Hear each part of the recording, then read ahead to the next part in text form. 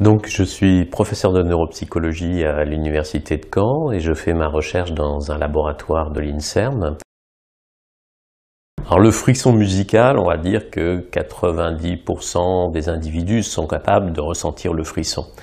Mais en fait, il y a des études depuis quelques années qui ont remis en question le caractère strictement universel qu'on mettait souvent en avant du fait que la musique nous émeut tous, êtres humains, quel que soit l'endroit où on vit dans le monde.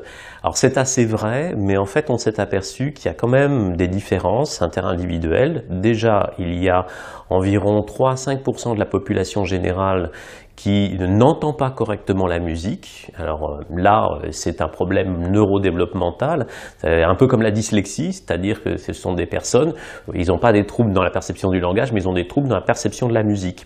Et donc pour eux, évidemment, la musique n'est pas source vraiment de plaisir. Alors ça, c'est assez particulier, mais ce que les études récentes montrent, c'est qu'en définitive, on n'est pas tous égaux dans le plaisir musical en termes d'intensité non plus, dans l'investissement qu'on a dans la musique, parce qu'il y a des gens qui réagissent de manière extrêmement forte à la musique, d'un point de vue émotionnel, et on voit très bien en neuroimagerie que ça sollicite énormément leur circuit de la récompense. Alors que d'autres individus comprennent parfaitement qu'une musique puisse être triste ou puisse être joyeuse. Si on leur demande de catégoriser une musique entre triste et joyeuse, ils le font très bien. Mais c'est pas pour ça qu'ils ont un très fort ressenti émotionnel de la musique. Donc en fait, c'est pas le tout de comprendre la musique, mais il faut aussi effectivement être éduqué au plaisir de la musique. On peut faire un parallèle, je pense, qui est assez facile à comprendre avec l'alimentation et le plaisir culinaire. On peut manger sans plaisir. On peut effectivement manger pour se nourrir, et puis on peut effectivement développer une capacité à avoir du plaisir à certains goûts, à ce que l'on mange, évidemment en essayant si possible de ne pas être toujours dans la répétition du même plaisir.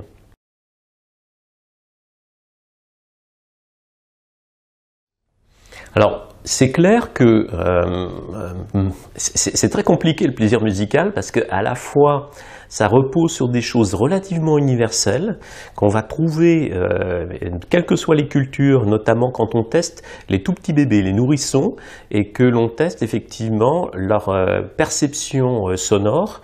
On s'aperçoit que tous les bébés du monde en fait réagissent de la même manière, c'est-à-dire qu'ils vont préférer ce qu'on va appeler des accords consonants à des accords dissonants. Autrement dit, les bébés déjà, ils détectent la consonance de la dissonance, ils s'en rendent compte, on va dire, c'est-à-dire qu'à l'oreille, pour nous, évidemment, ce qui est consonant sonne plus rond, et puis ce qui est dissonant, on va avoir l'impression que ça frotte, que c'est moins agréable à l'oreille. Et c'est lié effectivement, en fin de compte, à des intervalles mathématiques de la hauteur, en fin de compte, des sons, qui ne sont pas calés pareil. Et ça, évidemment, les oreilles, le cerveau des bébés, des nourrissons, ils le détectent. Donc on peut dire que n'importe quel enfant entend la dissonance, la consonance, mais évidemment un bébé chinois, très rapidement, s'il écoute la musique de sa culture, ou un bébé indien, ou un bébé japonais, eh bien, en définitive, va aimer certains types d'intervalles qu'un bébé français, américain, européen, au sens large, aura moins d'appétence parce qu'il sera moins exposé, effectivement, à ce type d'intervalle. Donc, en fait, très rapidement, sur quelque chose qui est assez inné, va en fin de compte se mettre une couche de culture tout de suite par l'effet d'exposition à l'environnement. Alors, les instruments musicaux, alors évidemment dans les instruments musicaux on a toute une palette, il y a les instruments que les musiciens jouent et qu'ils doivent maîtriser, et puis il y a aussi un instrument musical qui est très important, c'est la voix humaine chantée. Le chant. Et c'est le premier instrument musical, puisque on voit bien d'ailleurs quand on cherche des universaux dans les pratiques musicales, que s'il y a bien une chose qui est relativement universelle, ce sont les chants des berceuses, des mères dans toutes les cultures humaines. La manière dont elles chantent, les modulations qu'elles ont, eh bien, il y a des similitudes qu'on peut retrouver, alors même que leurs cultures musicales sont assez différentes. Comment ça se passe le plaisir de la musique? Est-ce qu'il y a des circuits spécifiques au plaisir musical? Est-ce qu'il y a dans le cerveau des circuits cérébraux juste dédiés au plaisir de la musique et qui ne seraient pas utilisés pour d'autres types de plaisirs? Ben, en fait, assez peu. Parce qu'on s'aperçoit, et d'ailleurs ça a été un article qui a repris, je dirais, un grand slogan, hein, c'est « Sex, Drug and Rock'n'Roll ». Et donc clairement, que vous ayez du plaisir par l'activité sexuelle, du plaisir alimentaire, hein, en mangeant du chocolat par exemple, si vous aimez le chocolat, ou donc par la musique, donc le frisson musical ou l'orgasme sexuel, font fonctionner une machinerie en termes du plaisir ressenti dans le cerveau qui est assez similaire. Sauf qu'au départ, évidemment, les voies d'entrée ne sont pas tout à fait les mêmes parce que l'expérience sensorielle au départ n'est pas la même. Alors, je pense que quand on devient très mélomane ou qu'on a fait des études de musique, cela peut effectivement modifier la manière dont on va tirer du plaisir de l'écoute musicale. Et on voit bien ce que c'est que le plaisir de l'esthète, hein, le plaisir de l'expert. Dans le domaine des beaux-arts, c'est assez clair. C'est-à-dire que quand on n'est pas très habitué, avec l'analyse par exemple d'un tableau de peinture ou de la peinture en général, bon, et surtout si on s'intéresse à de la peinture contemporaine, on peut regarder ça de manière un peu froide et on ne sait pas très bien comment décoder les choses pour en retirer une forme d'intérêt ou de plaisir. Alors pour la musique ça peut être pareil et c'est d'autant plus vrai dans des musiques savantes où il faut être éduqué pour comprendre en fin de compte comment les choses fonctionnent. C'est un peu vrai notamment aussi avec des musiques virtuoses et ça peut être vrai pour des aspects contemporains, par exemple le jazz ou même en certaines formes par exemple de musique rock où on est dans des spécificités. C'est dans l'analyse qu'on va y trouver son compte.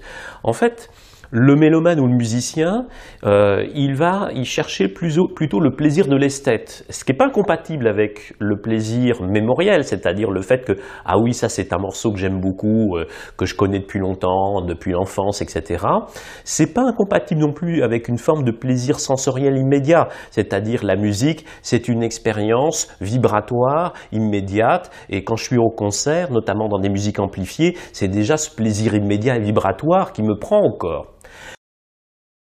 Alors, ce que les travaux de neurosciences, et notamment utilisant la neuroimagerie, ont bien permis de comprendre, c'est comment la simple écoute de la musique, ou la pratique de la musique chez les musiciens, produit des effets de neuromodulation ou de ce qu'on va appeler de neuroplasticité tout à fait forts. C'est-à-dire que l'écoute de la musique a un effet très ample sur le cerveau, ne fait pas fonctionner juste une petite région qui serait le centre cérébral de la musique, mais au contraire fait participer le cerveau de manière très très large, dans les circuits de la perception auditive bien évidemment, mais aussi les circuits de la motricité. Vous avez remarqué que la musique un peu dansante, ça donne tout de suite envie de taper du pied ou des mains. Dans les circuits de la mémoire, dans les circuits donc émotionnels, un circuit de la récompense, etc. Dans les circuits visuels aussi, parce qu'en définitive la musique, ça se représente, c'est-à-dire que si vous fermez les yeux et vous écoutez une musique, souvent vous allez vous la représenter spatialement, vous allez avoir une impression de mouvement. Donc la musique, elle est représentée visuellement ou en tout cas cinétiquement par le mouvement. Donc quand on regarde le cerveau de quelqu'un qui écoute de la musique, même s'il n'est pas musicien, en fait il n'y a pas beaucoup de régions du cerveau qui échappent à cette stimulation. Donc c'est le premier effet effectivement thérapeutique potentiel de la musique, c'est cette possibilité de vous synchroniser sur une musique et donc deux vertus qui vont émerger d'un point de vue thérapeutique, c'est d'utiliser la musique pour vous relaxer, c'est-à-dire d'utiliser cet effet de synchronisation pour vous caler sur une musique qui va être de plus en plus relaxante parce que son tempo va se ralentir, etc.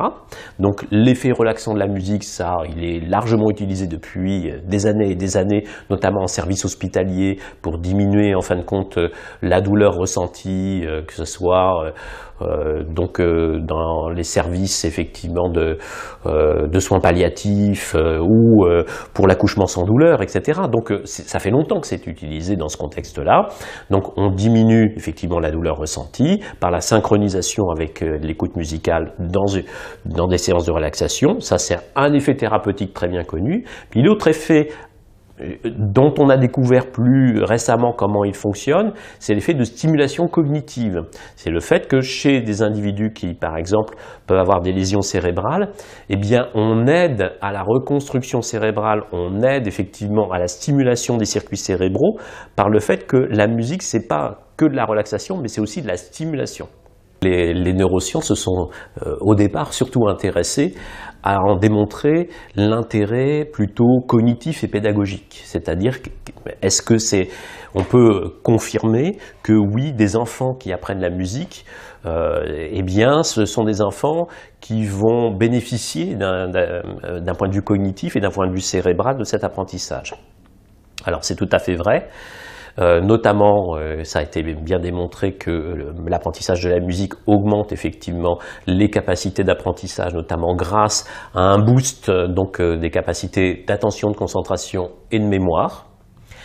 Mais ça va bien au-delà de ça, puisque la vertu pédagogique de la musique, ou de l'apprentissage de la musique, et notamment aujourd'hui c'est ce qui intéresse beaucoup les pédagogues et les neuroscientifiques, c'est que même très jeune, l'intérêt de la musique, dès la crèche, c'est de pouvoir apprendre aux enfants à prendre en considération ce que ressent l'autre. Et en définitive, cet effet de synchronisation avec les autres, eh bien, c'est quelque chose qui est très important dans le développement des capacités d'empathie. Au-delà aussi de la stimulation des capacités d'imagination, de créativité, pour apprendre effectivement le vivre ensemble et puis pour apprendre effectivement à avoir une culture pédagogique de projet. C'est-à-dire que la musique, ça sert aussi à ça, c'est-à-dire grâce à la musique dans les écoles, on apprend effectivement, on développe, comme la plupart en fin de compte des arts, on développe une capacité d'apprentissage par projet. On apprend aussi que il peut y avoir des moments de répétition, il peut y avoir des moments difficiles, il peut y avoir des moments pas forcément hyper agréables, mais le plaisir est au bout du chemin. Et donc c'est d'apprendre effectivement le goût de l'effort pour aller vers l'objectif. Et je pense que d'un point de vue pédagogique, là aussi, ça trouve tout son intérêt. Je pense qu'on peut donner une définition de mélomane un peu à géométrie variable. Il y a certainement des graduations des mélomanes. Bien sûr, on peut être mélomane un peu tout venant, c'est-à-dire aimer écouter de la musique. En fait, ce que nous on a fait en psychologie cognitive et en neurosciences cognitives pour essayer de distinguer la manière dont les individus investissaient la musique dans leur vie. Une des questions, en fin de compte, qui était assez discriminative et qui, en fait, faisait la bascule entre la personne qui sait ce que c'est que la musique, qui en écoute, mais qu'on ne peut pas qualifier vraiment de mélomane au sens où il ne se met pas dans les conditions d'écouter la musique rien que pour écouter la musique.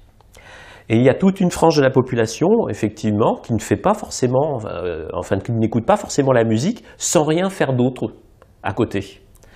Et il y a une frange de la population qui va prendre du temps exprès uniquement pour écouter la musique. C'est-à-dire c'est 100% de l'activité, c'est j'écoute de la musique, je ne fais rien d'autre. Je me concentre, j'écoute de la musique, je me détends, j'utilise la musique pour réguler mon humeur, moduler mon humeur. C'est un vrai objectif en soi. Et donc là, je pense qu'on peut vraiment parler de mélomane au sens où c'est une personne qui investit personnellement la musique dans une pratique de vie. Le fait que dans la musique, ça correspond dans leur vie à quelque chose qui est investi et qui, en tant qu'activité, il y a des moments privilégiés pour cette activité-là.